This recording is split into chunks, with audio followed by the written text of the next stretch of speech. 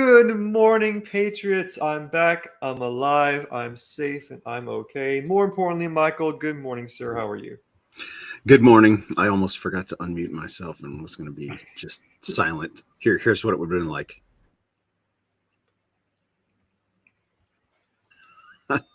Yeah, totally. Yeah, no. All right. Well, people are populating in here in the comment section. Everybody's saying good morning to us. Carrie Jumper says good morning, Good Michael and Ben. morning. Jacqueline's in here. Chris Bounds is in here. Happy Bergie Tom's coming in. All right. Good to see you, sir. Thank you. Last week we had a substitute for you, I think. Was it? Yeah. We had Joel come and fill in. All right, let's get the update. I already read the title and the subject matter, and it's on target. I've got plenty to contribute, but I'm going to let you launch into what our topic is today. So, this topic connects to something that we all can agree on. There's a few things that bring us all together. As diverse as we are, as a few things. We all hate high gas prices, right? I think we all can agree on that. We all hate being misled. I think people from all walks of life can appreciate that. And thirdly, everyone hates a waiting room. Nobody likes a waiting room, whether you're waiting on the doctor, waiting on your car to get fixed, waiting on a job Standing in interview. line. Right. No one likes a waiting room. However, as I have learned in the past few weeks, the waiting room is the most important spot you can be in. Because have you noticed that when you're in these rooms, there's actually things you can do? There's things you can read, things you can play with, things you can look at. But more importantly, it's a space for you to think. It's a space for you to reflect, to really think, because you can't go anywhere, right? You can't leave. You have to wait. That place, that time is allotted for you to be there, and you there's no way out. Like you are Right. trapped. Right. I mean, you could leave. Yeah, I you guess, are. And no one likes it. Nobody likes a waiting room. You could be a Christian or an atheist. No one likes a waiting room, right? Yeah. But the truth of the matter is, the waiting room is the time that you need to read something, like those little magazines, to learn something. To If you want to go this far, you can play with the little kids' toys in there. Go for it. You can reignite your imagination because you have time to do that now. You can watch the TV in the waiting room, see what's going on in the world. Yeah, because you have time for that now. Or you can sit and you can think and you can reflect. How did I get here? Why am I here? And how do I get out of this waiting room? That's what I boiled all this down to. So, long story short, uh, my life has been a roller coaster this past couple weeks, and things I thought were certain became very uncertain really quickly. And by the grace of God, um, I've managed to keep it together the best I can. And by His grace alone, I have a huge support network. My wife, my families, a church. In fact, my job search right now, I'm looking for new jobs. My job search, I can't keep it that far geographically. It has to be within a decent distance of my church. Mm-hmm. Yeah. Before I got married, I would have never considered that. I would have chosen a job anywhere. But now it's like, no, I got to stay within my church. And so that's been one thing that I've reflected on. But as far as support goes, I've also found support in the most unlikeliest of places.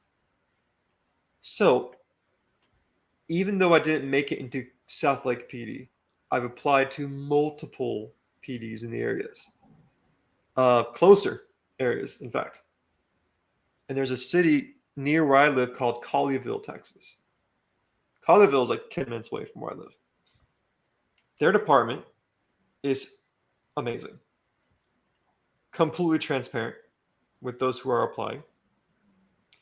Their chief went to Texas A&M, same school I went to.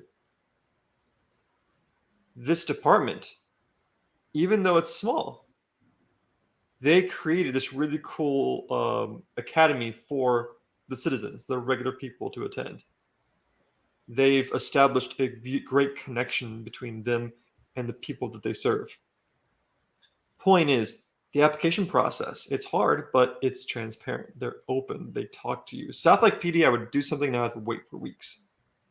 Colleyville, I start the process and I immediately get the ball rolling. Anyways, so there's a big packet I got to fill out. This packet is your whole life story. Yeah. I'm talking, you got to list where you were past 20 years, where you've lived. 15 references. I mean, go full in depth.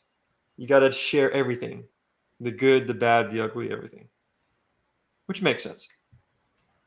But the culminating factor is you got to get 3 letters of recommendation. First one was from my childhood neighbor that I haven't really talked to forever until recently. He was a retired Fort Worth police officer. And he was the one who instilled a respect for law enforcement as a kid. My wife and I connected with him and his wife. And they completely support us.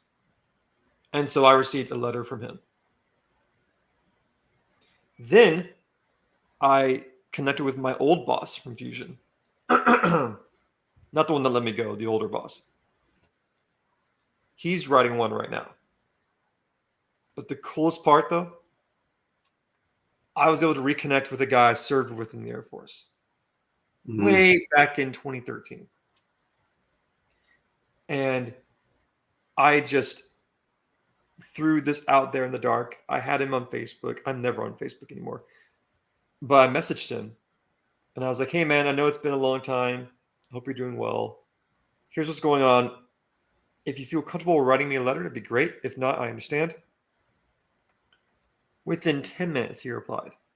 Nice. He said, I got you. So after all this time, and then we reconnected, got contact info, and he completed his letter about 2 days ago, and it was stellar. Like, this guy basically, he looked up the core values of Colleyville, and he made a letter basically saying how I embody those core values. He didn't have to do this. And so I'm just waiting on one letter, and I'll be able to turn in this packet. Point is, this waiting room sucks. I'm not going to lie, it sucks. But I've been able to grow very fast. And I've had to gain peace really quickly. And the good thing, I was telling June this earlier, this has lit a fire that has not been lit for a long time. And that fire is that job search fire where you have no other choice but to succeed. You cannot fail, right? So, anyways, that's my spiel. That's where I'm at. Back to you, Michael. Well, on that, one of the things I keep hearing just recently, I listened to a lot of Doug Wilson, and people are probably getting sick of me mentioning Pastor Doug Wilson, but one of the things he's been saying a lot is civilization period is, and he's quoting someone else, so I should probably figure out who he's quoting so I can quote that person. Civilization is built by men who have to feed their families. That's what civilization. It's like civilization is built by men wanting to feed their families. It's like we need to figure out how to provide and how to get together as a group, as a community. It's like what's best for each of us, and it forces innovation, it forces creativity, it forces us to kind of take an assessment, a reassessment, look at what's going on and where am I best suited to contribute to the overall society in a sense, in a way that is beneficial to me, right? I want to benefit society, but it's for the reason that my family can thrive within that society. And so it's I have some news as well. Speaking of waiting room and the unknown and the uncertain future, The show I work on, which I don't mention by name, but it's a big historic show about to enter its 42nd season of on the air, right? There are no shows that have been around for 40 years. Well, the show I work on, they just cut about 10% of their staff. My boss, as of 2 days ago, is out of a job. My boss, my direct boss, the guy's worked there 20 years. And another guy that's worked there 19 years. These are people with big fat salaries and security, people that with houses and families and probably student loans to pay off for their college age children, right? Mm-hmm. These are that are, set for life on a show that's been on for 40 years. Gone. Stroke of a pen. Gone. Wow. People, and in fact, two of the only Christians that I know, right? These two guys that I just mentioned are the only Christians that I know at my job, right? It's not because they're Christian. Really? They just were in good positions that they needed to clear some overhead. And it's crazy. So the mood around work, right? It's like, okay, I made the cut. Yeah. There's an editor 2 doors down from me, gone as of Wednesday. 2 doors down from me, gone. Right. And so that's I made this cut. And as the economy is on the decline and writers are striking and actors are striking in my industry, right? That's still going on, isn't it? Yeah, about that. Oh, yeah. And the projections are it's going to continue for another 5 or 6 months. Right. Mm-hmm. And it's like, yeah, this is like the worst time. I mean, they think it's the best time to strike because usually when there are sort of financial issues, the writers, actors think they have some leverage. But this transcends my industry. The economy, what's going on in the global economy right now, transcends the entertainment industry, and so it's not just a bad time. Disney lost almost $1 billion this last year. Netflix lost like $3 billion this year. I've seen videos of Disney World practically empty. Yeah. Isn't that something that's going to turn around? Isn't that something that they're like, oh, let's figure out what the problem is and fix it and turn it all around? No, this has been in progress. It's like these are steady declines that are an arc that starts arcing downward. It gets precipitously, an arc goes down. It seems slow at first, and then it accelerates. And so somebody's asking me a question. Michael, do you watch Timcast IRL? Angel Studios was on last night. Maybe talk about that. Okay, so I know what Carrie Jumper's talking about here in the comment section. So Timcast, he's actually the first YouTuber I ever listened to. I don't watch the IRL, the in real life, because it's like 2-3 hours every night, and I just catch pieces of it. Yeah. But Angel Studios are the ones that they produced. I don't know if they produced Sound of Freedom or if they purchased Sound of Freedom. I don't know the history of it because that's the way it works. An independent production company can make something and then sell the distribution rights. And Angel Studios are also involved with The Chosen. I don't know, again, if they were the originators of The Chosen, but so this alternate, this parallel economy, this parallel world. I was just telling my wife, it's the system. Right. There's the system, the way it's always been, is in particular in Hollywood. This is the way it's always been. We're going to go on strike and we're going to renegotiate our contracts. And what if unions are gone? Right? What if unions can't even sustain themselves? What does it mean to even have a contract? What if you need to be a day laborer? Right? What if the whole paradigm shifts and you need to make enough money today rather than some locked in negotiation? Right? The things change dramatically, and when there's extreme pain, the changes can be extreme. There's a possibility, even though I made the cut this time, there's a possibility that they're going to be making more cuts and my whole department could be gone. Anyway, that being said, it's the timing of it for me is I'm also in waiting on the development of this project that I'm working on and hearing back, right? I'm reaching out to 2 influential people who I feel are perfect fits for the vision I have moving forward. And I've spoken to both of them once, and both of those meetings were initial meetings that logically lead to a second meeting. So I'm waiting on the second meetings with these people. And if things go the way I hope they do, I may be able to replace my income in short order, right? I may be able to replace my income, and because you don't quit a job until you've replaced it. And so, but I'm in that waiting period. I'm in this limbo in between these two meetings. One meeting is completely up to the other guy, right? I gave him some material to go over, and it's a lot of, it's a 144 page document that I gave him, and he's a super busy guy. So it's going to take him some time. He said it would probably be 2 weeks. It's going on 2 weeks, but it may be a month. Who knows? But that's a waiting period. And then the other guy I met with, he said, send me what you got. After I met with him over a month ago, he said, send me what you got. So I had to finish this book, finished it, still have to get it to him. So that's kind of still on me. Once he gets it, I'll reach out to him and we'll have a follow-up meeting. But while you're in that waiting, you got to be doing something, right? This is what I'm saying. It's like you're waiting, but you don't wait we shouldn't wait with the sense that our destiny depends on whatever this meeting is, right? This meeting is one meeting in a continuum, and while you're waiting for that meeting, you should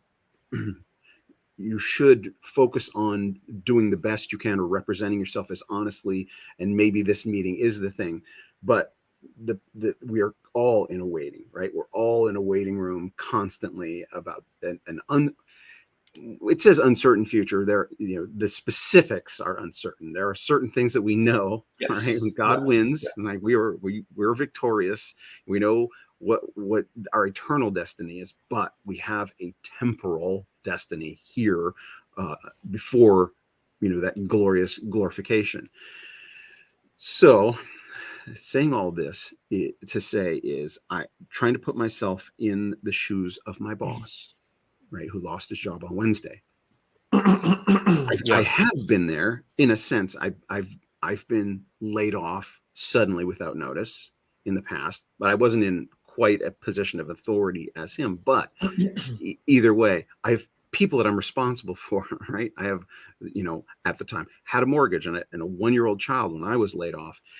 And I had this grace, right? When that happens, if you're a Christian, when that thing happens, at least in my experience, this overwhelming grace, I'm like, okay, I should be freaked out and panicked if I focused on, what this means. I no longer have a paycheck coming in, and I have all these obligations and bills to pay that don't go away.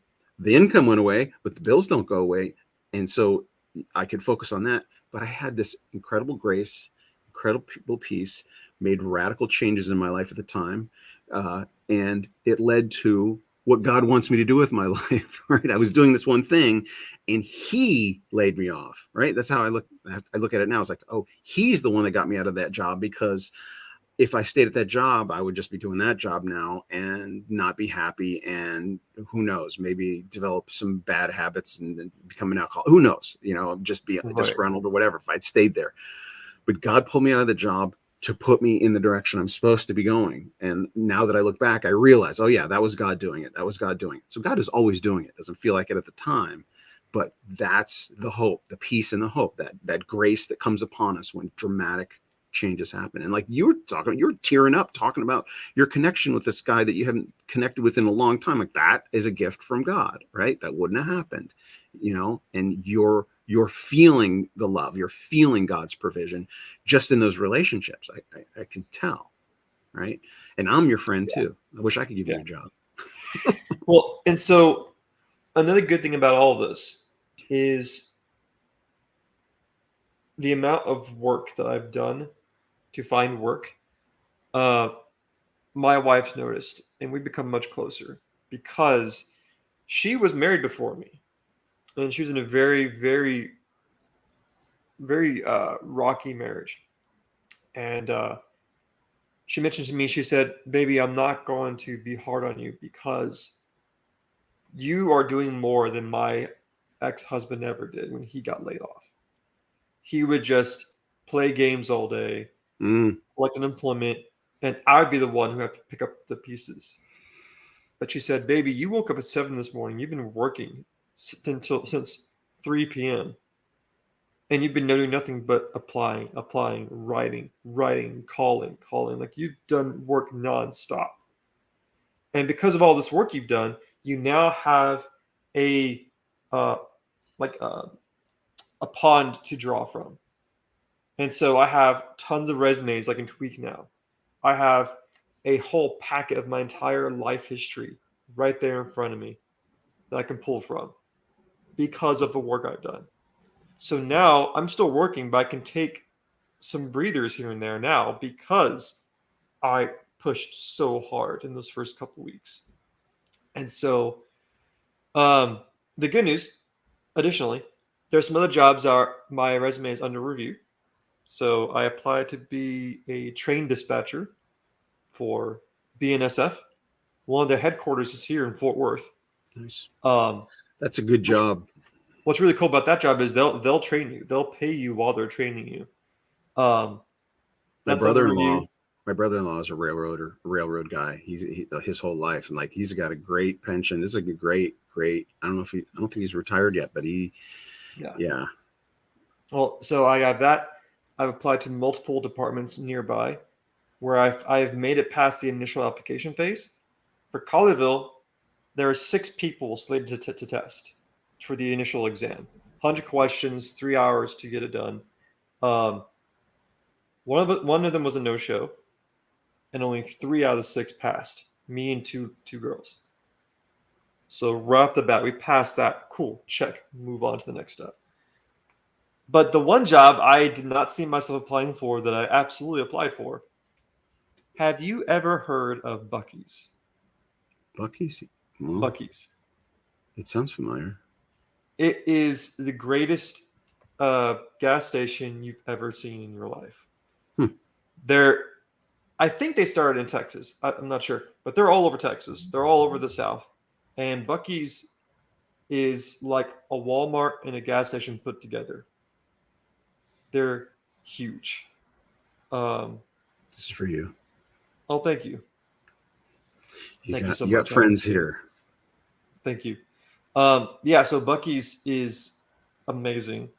The cleanest bathrooms you've ever seen in your life. Like sparkling clean. You can go on YouTube and check them out later. Point is, though, Buc-ee's pays really well. Like, their benefits are fantastic. Now, to be fair, they work you hard.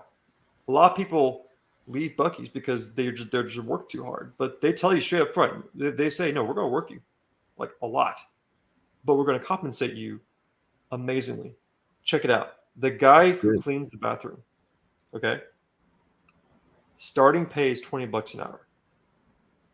And that comes with 3 weeks paid vacation. Oh, right. 401k matched at 6%. Medical, dental, vision. To clean bathrooms. And so I applied for the car wash manager position in the nearby one here in Fort Worth. Nice. Manage car wash. Okay. Michael. And this is all public. Okay, you can see this on their website. Okay, they don't hide it. Guess what the salary is for a car wash manager at Buc-ee's? I thought this was a typo. I thought this is just no way. Just give me a number. Just give me a salary that you think. Like an annual salary? Yeah. So I live in California where things are really skewed. Oh, that's fair. That's fair. Like, I don't know, 50,000 a year. I'm bad at this. 70? 100? Oh, okay. 125. Okay. Wow. To manage a car wash. Dang, you could be an editor on TV for that. What? Well, so I watched another video. There's a Dave Ramsey podcast video that talked about Buc-ee's and other companies like Buc-ee's, like Costco. They're both privately owned. Mm-hmm. They're not public. They don't have to answer to boards. They don't have to answer to investors. According to the Dave Ramsey podcast, they're saying because they're private, they can afford to do things that make no economic sense whatsoever. Costco still has a $1.50 hot dog and drink. You can't Yep. find that anywhere else. Yeah. Buc-ee's can afford to pay their people really well. But the trade-off is you're going to work your butt off. Yeah. So did I apply for that? Absolutely. If I'm going to be a car wash manager, I'll be the best car wash manager for that pay. I tell you what, working hard, I'd rather work hard at a job and make the same rate and hardly work at all, right? Because it just, you don't have that sense of satisfaction.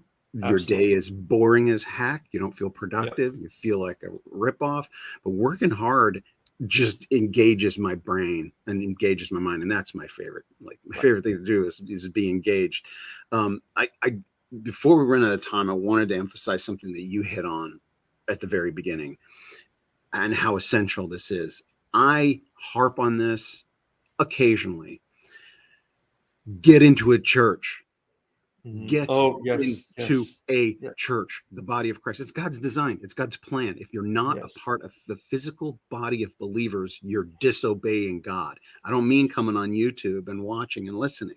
I mean physically in the presence of other believers on a regular basis on the Lord's day, because that's your network. That's your lifeline. That's where you meet people who love you, who don't even know you, who will lay down their lives for you, right? That's the whole point of Christianity, is being with other believers. Doesn't matter if they teach this one particular doctrine I disagree with, or that person is a total hypocrite and I know it and they go to this church. Forget all that. Don't you're not going to find the perfect church. If you find one, don't join it because you're imperfect and you'll ruin it, right? So find a body of believers, find a local body of believers so that you can have that to lean on. Like that's the point, right? So yeah, no, the church that I'm glad you have a body. 2018. Yeah, that church I've been going to since 2018. It's fantastic, and it's filled. It's not a museum for good people. It's a hospital with broken people. That's why I love it. He's come. Yeah, he's not awesome. Come for the righteous, but the sinners. Right? Jesus, why are you hanging out with the prostitutes and the tax collectors? And it's like, yeah, the healthy don't need a doctor. Right. Well, it's so great seeing you, man, and it's so great just being here again. Well, it's good to get the update from you and know that you have the right perspective, the right point of view. I mean, I don't know what your circumstances are, but they're tight. Like I don't like to talk about it a lot, but it's like it's worse for me than it's been in long time. Yet I'm still here, and God provides, and He has a plan for us and a purpose for us. I know that I'm in the center of His will, and always wondering, right? I'm in the center of His will and wondering what's going to happen next. I'm very excited, privileged. I can't believe I've been on this journey, that I get to do what I do. I can't believe even now that I'm sitting here talking to you, Ben, right? To me, it's like, this is incredible. This is amazing. I love it that this is a regular thing in my life that wasn't in my life a year and a half ago, right? And it's like, God is always at work, and I know I'm called by Him. I'm being used by Him, and He has more for me, and I have the more inside of me to contribute. And I know there's, it's all in His hands. We just have to trust as we do what we are called to do, which is what you're talking about, racking your brain, thinking, being creative, keeping your ears open, your eyes open. What do you want me to do, God? And then just following your instincts, right? Because God gives you those instincts to follow. All right. Love you. Love you too, sir. Take care, Patriots. Never surrender, never submit.